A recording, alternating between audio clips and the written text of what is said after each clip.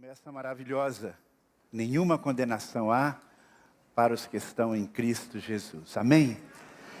Nós estamos falando sobre sementes que devemos cultivar em 2024, não apenas em 2024, mas ao longo de toda a nossa vida, para vivermos plenamente o projeto de Deus. Eu comecei falando na noite de vigília sobre estas sementes, e hoje de manhã e hoje à noite, nós vamos então encerrar esta série, falando sobre esses 13 lotes de sementes. Foi difícil escolher esses lotes de semente, porque certamente há outras coisas muito importantes na nossa vida para vivermos o projeto de Deus. Mas eu escolhi estes 13 lotes de semente, porque acredito piamente que quando nós cultivamos estas sementes, nós vivemos aquilo que Deus planejou para a nossa vida.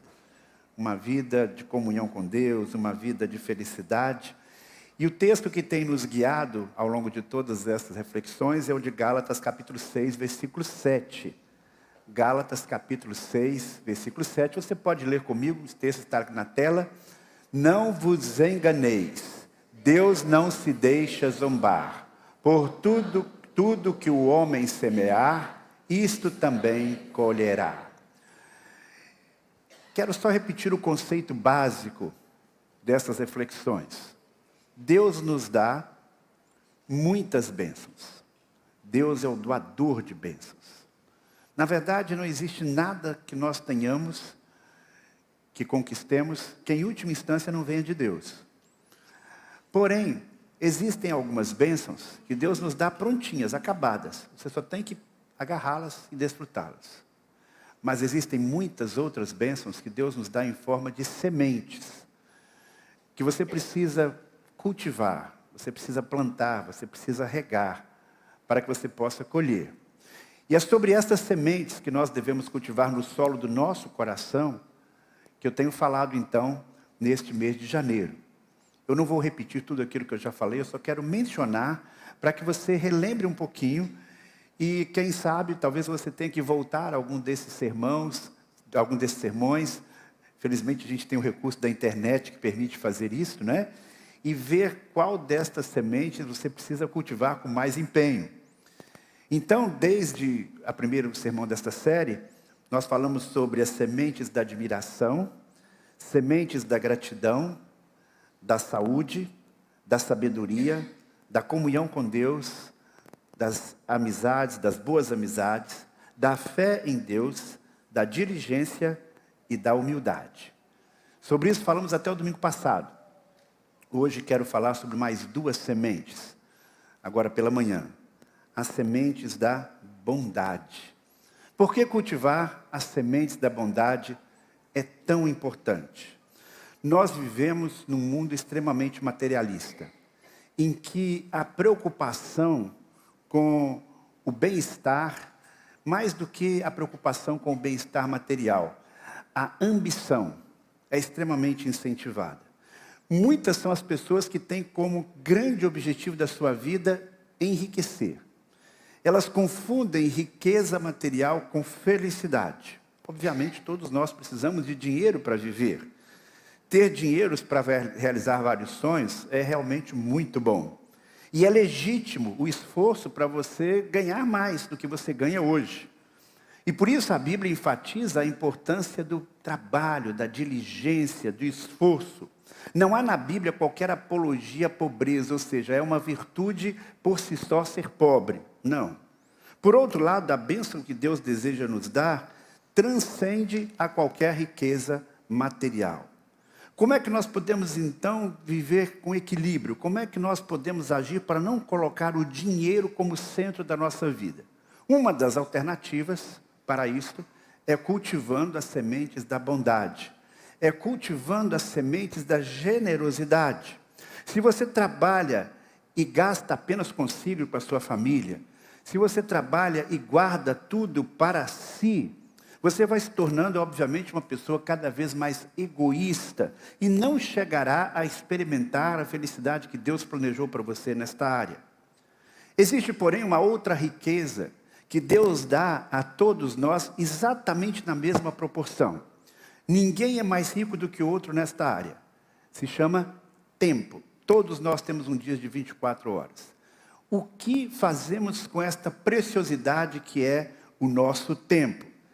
Somos desafiados a também compartilhar parte desta riqueza com outras pessoas e não usarmos apenas naquilo que chamaríamos do nosso benefício próprio. Somos desafiados o tempo todo na Bíblia a agirmos como Deus age conosco, com generosidade, a fazer o bem para o nosso próximo. Isso significa gastar parte dos nossos recursos materiais, do nosso tempo, nossos dons e talentos em benefício de outras pessoas. E alguém pode perguntar, mas o que eu ganho com isso? Há uma frase que eu escrevi há muito tempo atrás, e certamente existem muitas outras parecidas com essa na internet, mas esta foi uma que eu escrevi e fiz disso uma convicção, um lema. Fazer o bem faz bem, ao próximo e a mim também. Na verdade, eu não inventei isso do nada, isso está na Bíblia. Lá em Provérbios, que é o nosso livro que tem assim aplicações extremamente práticas e relevantes, diz assim: quem faz o bem aos outros, a si mesmo faz. O homem cruel causa o seu próprio mal. Olha só que paradoxo interessante. Por um lado, nós temos o desejo de ter as nossas necessidades pessoais supridas. É bom ter alguém que faça alguma coisa por nós. É bom ter alguém que nos sirva. Mas, se você vive esta vida, achando que se tiver todo o dinheiro do mundo para comprar o que você quiser, para comer todas as comidas que você gostaria de comer, beber tudo que você gostaria de beber, estar sempre numa condição confortável. Mesmo que você consiga tudo isso, no fundo você não vai se sentir feliz. Porque Deus colocou em nós o desejo e a capacidade de ajudar o próximo. Só que muitas vezes a gente não reconhece isso, não percebe isto. Esse é o grande paradoxo. Quando você faz o bem ao seu próximo, lá no fundo, você experimenta um sentimento especial, gostoso, de estar cumprindo um propósito de Deus. Quando você faz este bem com a motivação correta, sem uma segunda intenção por trás, você experimenta então uma calma e uma serenidade despretensiosa, porque você se percebe como sendo canal da bênção de Deus para a vida de outra pessoa. Você já investiu alguma vez o tempo na vida de uma pessoa ou num projeto que ajuda pessoas? E no final do dia você estava muito cansado fisicamente, mas com a alma leve, com aquele sentimento de realização? Eu sei que muitos irmãos aqui da nossa igreja já experimentaram isso. Aqui a gente algumas vezes faz alguns grandes projetos que tem como objetivo final abençoar a vida das pessoas, levar para elas uma mensagem de paz, de esperança, de salvação.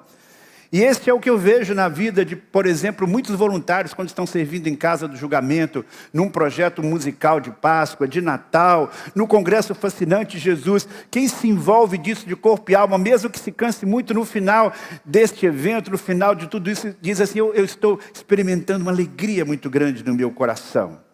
Quando nós fazemos algo de bom por alguém, damos um presente a uma pessoa e vemos os olhos delas brilharem, isso traz uma alegria ao nosso coração. Por que nós nos sentimos assim? Por que nós nos sentimos bem quando exercitamos a generosidade, quando somos bondosos para com o nosso próximo? O motivo principal é que nós somos feitos à imagem e semelhança de Deus. E Deus é um Deus de bondade por sua própria natureza.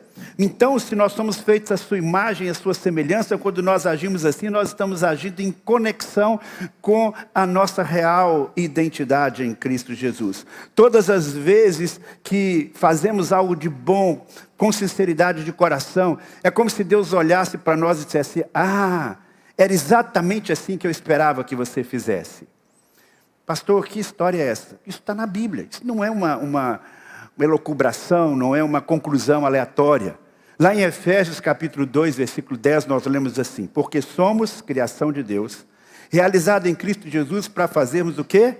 Boas obras, as quais Deus preparou antes para que nós as praticarmos. Então, quando Deus concebeu a sua vinda ao mundo, Ele planejou um conjunto de ações, de boas obras, de atos de bondade para você. Então, quando você consegue executar esse projeto de Deus, você se sente em conexão com Ele e você se sente cumprindo o propósito dEle. Isso traz realização ao seu coração. Quando nós nos apossamos do nosso destino como seres humanos e como cristãos. Podem ser atos de bondade simples ou impressionantes. O importante é que cultivemos no nosso dia a dia estas sementes da bondade. No final de cada dia, que cada um de nós possa parar um instante e refletir: a quem eu abençoei hoje? Com a minha palavra, com a minha oração, num ato de serviço, empregando o meu tempo ou mesmo financeiramente. É importante relembrar, então, que as nossas boas ações, elas abençoam outras pessoas, mas elas alimentam a nossa própria alma.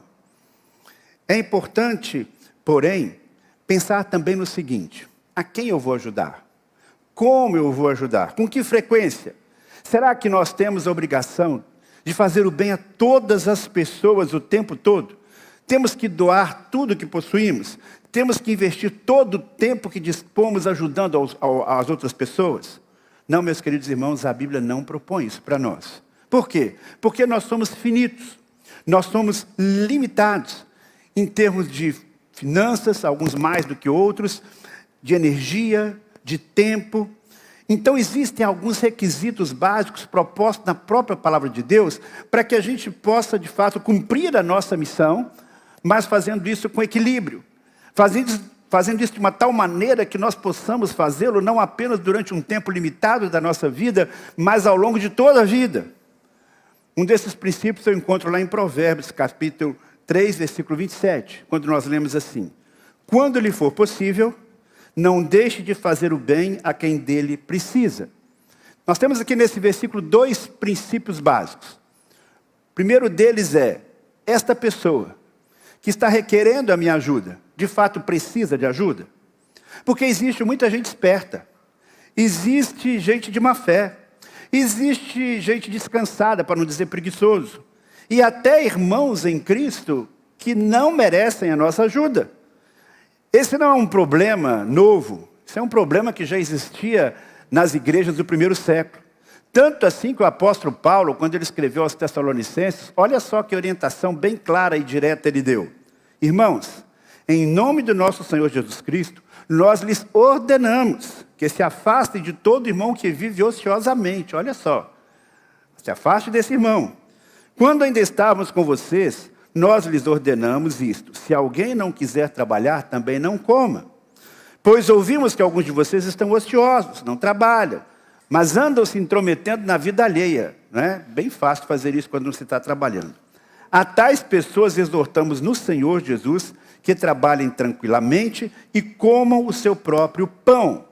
Se há um princípio muito claro na Bíblia, é esse, de que cada um deve se esforçar por prover o seu próprio sustento. É claro que quando a gente é criança, nós vamos precisar dos pais para nos ajudar nessa fase da nossa vida. Mas à medida que vamos crescendo, amadurecendo, temos esta responsabilidade.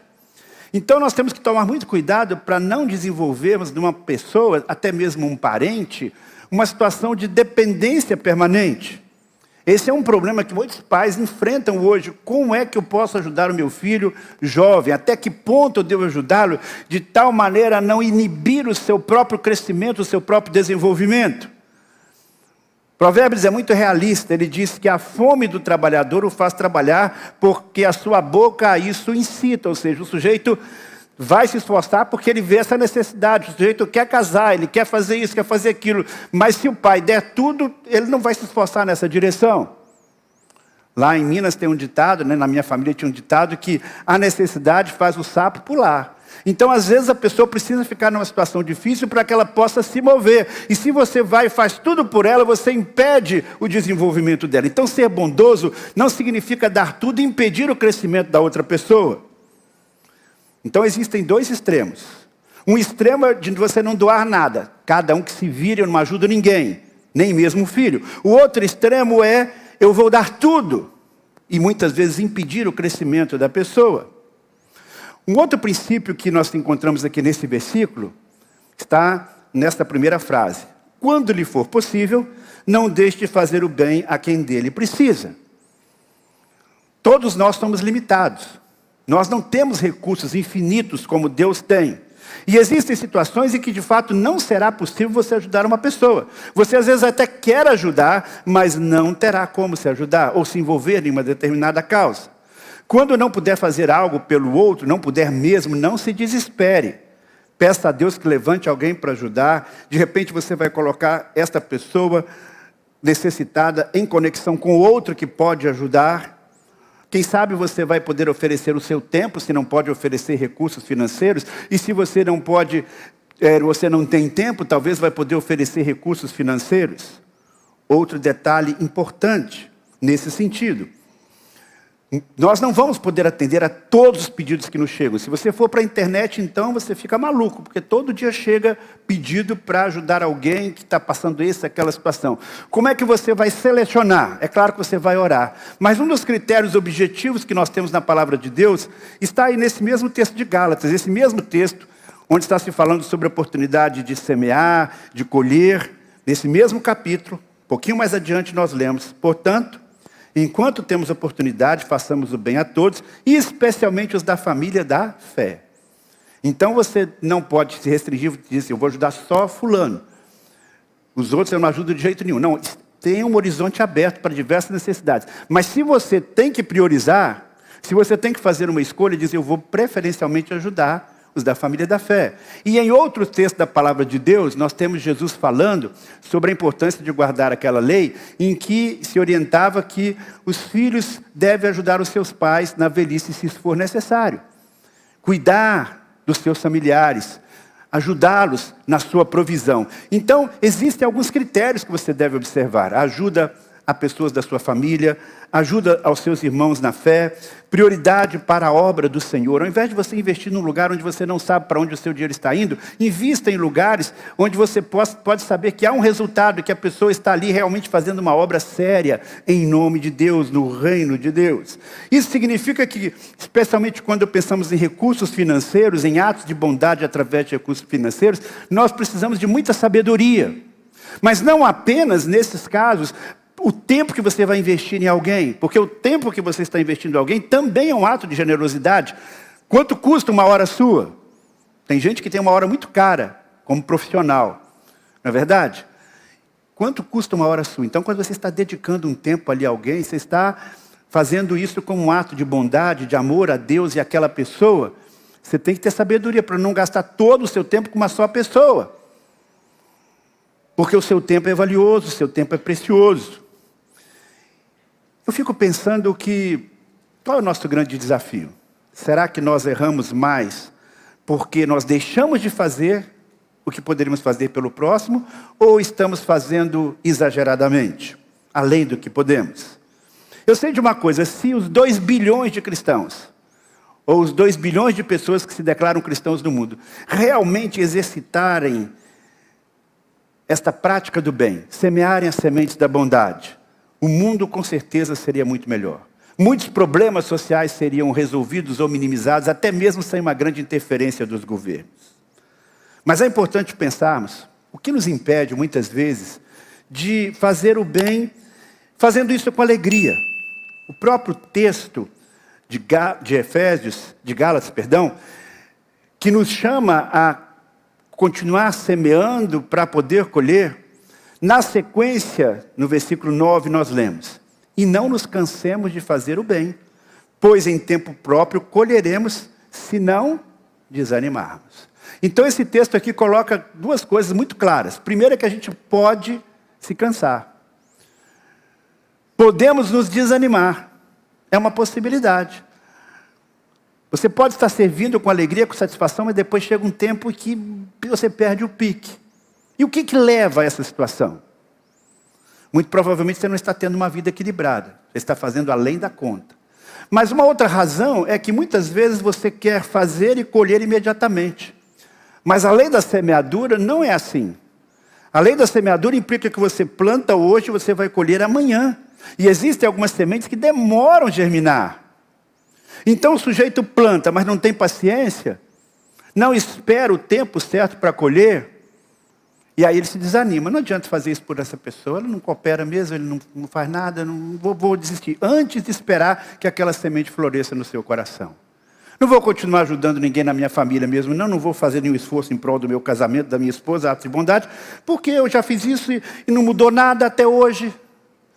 Passou 2 meses, 3 meses, é muito pouco tempo.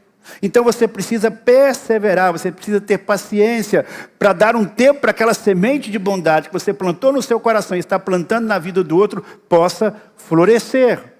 Perseverança, então, é fundamental nesse processo da semeadura.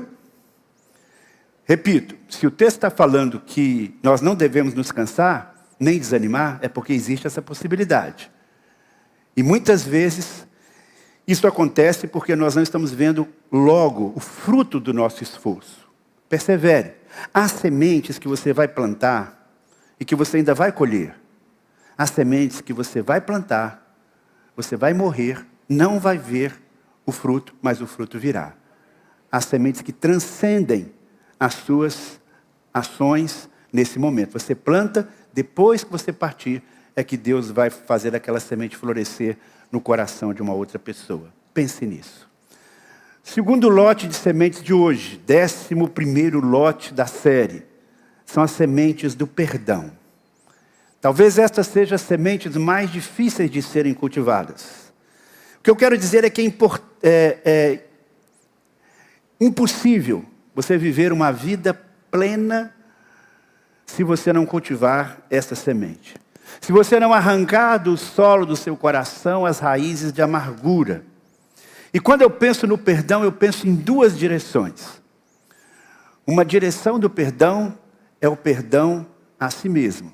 Nós ouvimos aqui, antes da mensagem, uma linda canção que enfatiza esta realidade. A importância de perdoarmos a nós mesmos. Porque, obviamente, todos nós, em algum momento de nossa vida, agimos de uma maneira incompatível com as nossas crenças. Em algum momento da nossa vida, a gente faz algo do que se envergonharia, porque nós falamos uma coisa e fazemos outras. E fazemos isso por quê? Porque somos hipócritas? Não necessariamente. Às vezes pode acontecer, mas não necessariamente. Fazemos isso, sabe por quê? Porque nós somos pecadores. Mesmo salvos por Jesus, nós não nos libertamos ainda completamente da influência do pecado, nós ainda temos resquícios da velha vida dentro de nós, nós temos a influência do mundo e de Satanás, e por isso pecamos. E o que fazer quando nós identificamos o pecado da nossa vida? Em primeiro lugar é identificar, é admitir, eu pequei. Em segundo lugar, você vai se arrepender verdadeiramente diante de Deus. Em terceiro lugar, confessar e tomar a decisão de não pecar novamente. Mas quantas vezes a gente passa esse caminho e de repente volta no mesmo erro? Aliás, eu costumo dizer que é muito mais fácil a gente cometer os mesmos pecados do que a gente variar os pecados. Geralmente a gente cai nos mesmos erros. Às vezes demora algum tempo, mas se a gente não vigia, se a gente não trabalha aquilo na vida da gente, a gente acaba caindo no mesmo erro que cometemos antes. E aí? O que Deus faz conosco? Será que Deus olha para a gente e diz, de novo, cara? De novo? Não. Por quê? Porque o sangue de Jesus Cristo nos purifica de quê? De todo o pecado. Até aqueles que a gente repete. Se eu repetir um pecado, e vou repetir algumas vezes, Deus não tem limite para me perdoar. Isso é maravilhoso. As misericórdias do Senhor não têm fim. Elas se renovam quando? A cada manhã. Então, esta certeza, essa segurança, não é que vai nos dar liberdade para continuar pecando, mas ela deve apaziguar o nosso coração. Há muitos anos atrás eu descobri esse texto na Bíblia, eu ainda era jovem, e para mim um dos textos mais fantásticos, está lá no livro de Miqueias. Olha só que coisa maravilhosa. Quem é semelhante a ti, ó Deus, que perdoas as iniquidades e te esqueces da transgressão do remanescente da tua herança? O Senhor não retém a sua ira para sempre, porque tem prazer na misericórdia. Ele voltará a ter compaixão de nós, pisará aos nossos pés as nossas iniquidades e lançará nossos pecados nas profundezas do mar. Esse texto me impacta pelo seguinte, porque quando Miqueias escreveu isso, ele não tinha o conhecimento científico que nós temos hoje. Certamente ele não sabia que as profundezas do mar, os abismos subterrâneos no mar, as fossas marinas, estão mais distantes da superfície da terra do que os mais altos montes.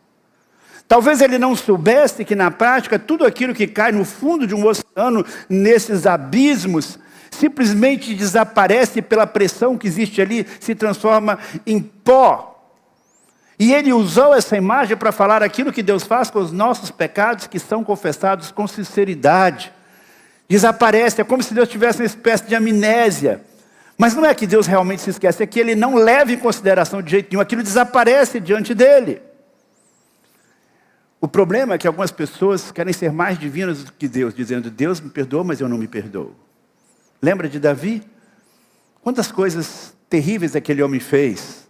Adulterou, foi mandante de um crime, mandou matar a mulher, mandou matar o marido da mulher com quem ele adulterou. Mesmo assim, ele experimentou o perdão de Deus. Ele foi capaz de escrever lá no Salmo 32, feliz aquele cuja transgressão é perdoada e cujo pecado é coberto. Que coisa maravilhosa. Ele celebra o perdão. Eu me lembro que quando eu era criança, adolescente, às vezes a gente ia num culto de oração e alguns irmãos oravam assim. Eu nunca mais ouvi esse tipo de oração. Mas quando eu era criança eu me lembro, os mais velhos vão se lembrar. Um irmão muito piedoso dizia, Senhor, perdoa a nossa multidão de pecados. Não, meu irmão, crente não tem multidão de pecados. Você só tem os pecados para confessar da última vez que você confessou o Senhor, porque os outros estão já todos perdoados.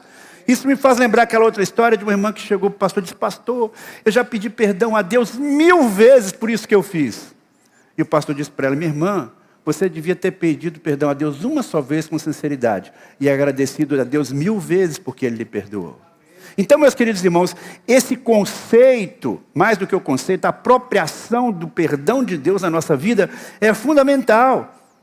Porque ele vai ser, inclusive, a base para que você possa dar o outro passo, para exercer a outra dimensão do perdão, que é o perdão ao seu próximo. Aí nós temos, então, muitas recomendações extremamente explícitas sobre o perdão às outras pessoas. Deixa eu dizer uma coisa muito importante para vocês. Sem perdão, nós não conseguiríamos estabelecer nenhum relacionamento significativo com ninguém. Você não conseguiria nem formar uma família.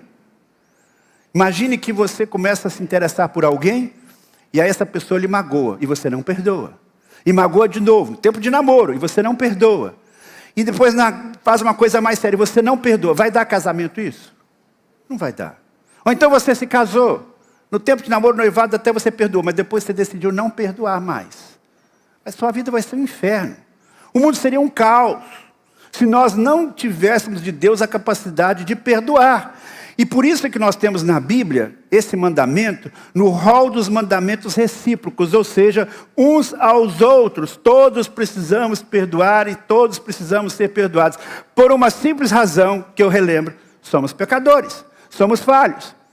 Nenhum de nós tem uma vida perfeita que não vai precisar em algum momento do perdão de alguém, especialmente dos mais próximos.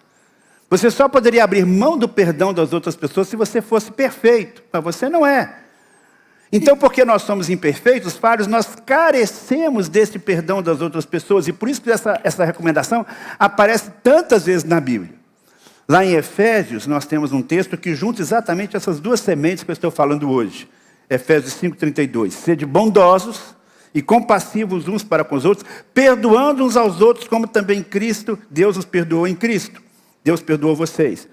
Essa recomendação aparece muitas vezes na Bíblia, muitas vezes praticamente com as mesmas palavras. Paulo relembra aos irmãos de Colossos, suportem-se uns aos outros e perdoem-se mutuamente, caso alguém tenha motivo de queixa contra a pessoa. Assim como o Senhor perdoou vocês, perdoem também aos outros. Perdoem sempre. Eu não preciso morar dentro da sua casa para saber que no seu relacionamento com o seu cônjuge, com seus filhos, você vai precisar perdoá-los. Muitas vezes, dezenas de vezes, talvez milhares de vezes. Lembra do Pedrão? Pedro chegou para Jesus, Jesus, quantas vezes eu tenho que perdoar uma pessoa? E ele achou que estava assim, sendo muito legal, quando ele disse 7 vezes, número da perfeição. E aí Jesus vira para ele e diz, 7? Não é 7, é 70 vezes 7, né? Não foi assim? 490 vezes. Aí ninguém vai pegar uma listinha, vai ficar 490, olha para o cônjuge e diz, olha, 489, 487, está acabando, né? Essa não é a ideia, não é aritmética, é o princípio. Eu não sei quantas vezes a Dora teve que me perdoar nesses 35 anos de casados. Não quero nem pensar. E também não sei quantas vezes eu tive que perdoá-lo, não quero nem pensar. O fato é que todos nós precisamos do perdão. E se você não cultiva a semente do perdão, você vai viver uma vida de amargura. Você vai sofrer tremendamente. É o que diz a Bíblia. Veja só em Hebreus capítulo 12, versículos 14 e 15. Procurem viver em paz com todos, viver em paz. E busquem a santificação. Santificação tem a ver com convivência, sem a qual ninguém virá ao Senhor. Cuide-se que ninguém fique afastado da graça de Deus, e que nenhuma raiz de amargura brotando cause perturbação, e por meio dela muitos sejam contaminados. Esse texto para mim também é extraordinário. Ele fala que se você não cultiva o perdão, você deixa a raiz de amargura, a erva daninha da amargura, ir crescendo no solo do seu coração. E você então vai se tornar uma pessoa amarga, uma pessoa pessimista, uma pessoa negativa. E você vai se privar da graça de Deus. Então é mais do que uma questão apenas relacional, é uma questão existencial, uma questão teológica, espiritual. Quando você não perdoa, você vai limitando a recepção da graça de Deus na sua vida. E mais do que isso, se você vive num ambiente, numa família em que não se cultiva o perdão, essa família vai sendo um ambiente tóxico. Isso vai contaminando, é o que diz o texto aí. Contaminando os relacionamentos. Você já esteve num lugar onde há muita intriga, há muita fofoca, há muito problema? Não, geralmente nesse ambiente não há perdão. Então, o perdão é fundamental para a construção de um ambiente social saudável. Por isso que a Bíblia diz, enquanto depender de você, procure viver em paz com todos. Há então uma razão teológica para você perdoar, para que você não se prive da graça de Deus. E há um modelo dificílimo a ser cumprido, mas que Deus coloca como padrão. Voltando novamente ao texto, sede bondosos e compassivos, perdoando uns aos outros, como Deus em Cristo perdoou vocês.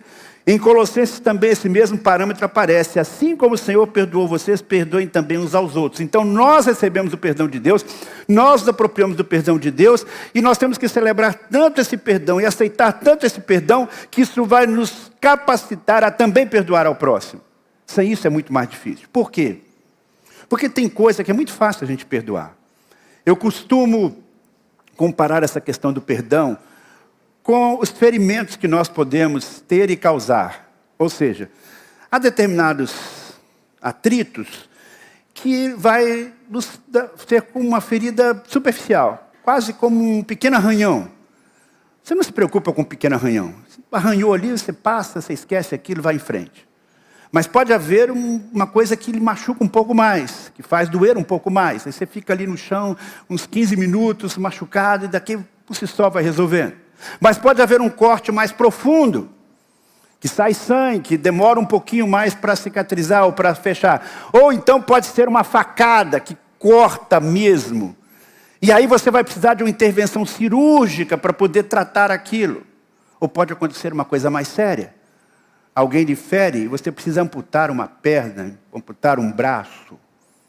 Você percebe? Há diferenças de cortes, há diferenças de feridas. E algumas feridas, elas duram muito tempo. Algumas feridas deixam cicatrizes para a vida toda. E o perdão envolve todas essas dimensões. Por isso que o perdão não se efetiva muitas vezes rapidamente. Porque precisa de um tempo para que uma determinada ferida seja tratada e cuidada por Deus também, na sua vida e na vida da outra pessoa. Então você tem que levar tudo isso em consideração. Você não tem que se sentir culpado se você não consegue perdoar imediatamente quando algo foi sério. Agora, nós temos que levar em consideração também que tem gente que é muito frágil. Tem gente que recebe um empurrão, não é? E faz assim aquele negócio, mais ou menos a lá Neymar, né? O cara dá uma empurrada, o cara fica lá no chão, esperneando. Mais ou menos assim. Neymar que me desculpe, mas, né? Mas essa é a ideia, né? Você exagera. Porque você é muito frágil, como uma criança, né? Acontece uma coisinha de nada, pai. Às vezes é difícil conviver com gente assim. Mas Deus lhe pede para que você perdoe. E perdoe sempre. Porque todos os dias Deus nos perdoa. Pare e pense um pouquinho. Você está com mágoas? Você está carregando peso de mágoas? Você está deixando que uma ferida esteja ali sem ser tratada? cuidada por Deus na sua vida, nós não temos a capacidade sempre de perdoar sozinhos, especialmente quando as coisas são mais sérias. Especialmente quando essas feridas vêm de alguém que amamos e que esperaríamos um comportamento completamente diferente. Por outro lado, o perdão que temos a oferecer tem um padrão inatingível para nós em determinadas situações. Somente pela graça e pelo poder do Espírito Santo é que você pode, de fato, perdoar algumas mágoas que lhe trouxeram no coração. 2 grandes lotes de semente que trago hoje para a minha vida e para você. Sementes da bondade, sementes do perdão. Bondade que tem muitas facetas, pode envolver dinheiro, tempo, uso dos seus dons, talentos, envolve a paciência para continuar semeando, mesmo quando os resultados não vêm logo. E o perdão que você deve oferecer a si mesmo, porque recebe de Deus e se apropria dele, e o perdão que você vai oferecer ao próximo, tendo como base o perdão ilimitado de Deus. Qual desses 2 desafios lhe parece maior? Ou ambos são difíceis? Ambos são além da sua capacidade?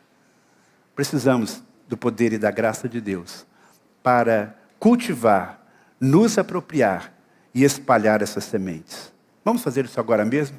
Vamos orar, vamos pedir a Deus que nos ajude nesta direção. Querido Pai do céu, obrigado, Senhor, porque nós temos do Senhor estas sementes disponíveis para vivermos a vida que o Senhor planejou. E essas sementes nos são dadas por meio da Tua palavra e por meio do Teu Santo Espírito. Ajuda-nos, Pai, a cultivá-las. As sementes da bondade, as sementes do perdão. Para que possamos viver a vida que o Senhor planejou para nós. Para que possamos criar ao nosso redor um ambiente de paz, de harmonia, de bênção, Senhor. É o que eu peço para a minha vida, para a nossa igreja, para todas as famílias aqui representadas. Para todos aqueles que estão nos ouvindo agora pela internet ou pelo rádio, que a Tua bênção, nesse sentido, chegue também aos seus corações. Em nome de Jesus. Amém.